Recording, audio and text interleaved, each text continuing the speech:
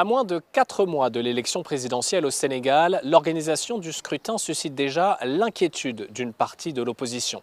Ces dernières semaines, de nombreuses voix se sont élevées pour critiquer le refus de délivrer au candidat Ousmane Sonko ses fiches de parrainage et la nomination d'une nouvelle équipe à la tête de la CENA, la Commission électorale nationale autonome. Autant de raisons qui ont poussé 35 membres de l'opposition, tous candidats à la présidentielle, à former cette coalition.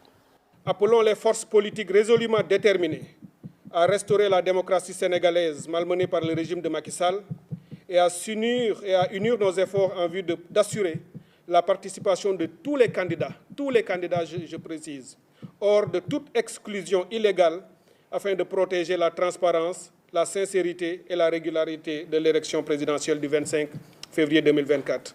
Le Front pour l'inclusivité et la transparence des élections, FIT en sigle, prévoit déjà plusieurs actions, dont des rassemblements ou encore le dépôt d'un recours collectif devant la Cour suprême pour faire annuler la nomination des nouveaux dirigeants de la CENA.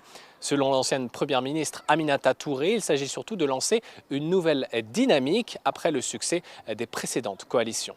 Il faut reconnaître que les plateformes précédentes, le F24 notamment, à sa gypsière, une grande victoire. C'est d'ailleurs le fait que le président Macky Sall ait dû renoncer à son troisième mandat. Aujourd'hui, nous sommes dans une dynamique purement électorale avec la tentative du président Macky Sall d'éliminer, on le sait, Ousmane Sonko qui est en prison déjà, mais également nous avons de sérieux doutes sur les opérations de collecte et de validation du parrainage. Pour l'heure, ni l'ancien maire de Dakar, Khalifa Sall, ni Karim Wade, le fils de l'ancien président Abdoulaye Wade, n'ont rejoint le FIT. Selon ses membres, la coalition reste ouverte à tous les candidats de l'opposition.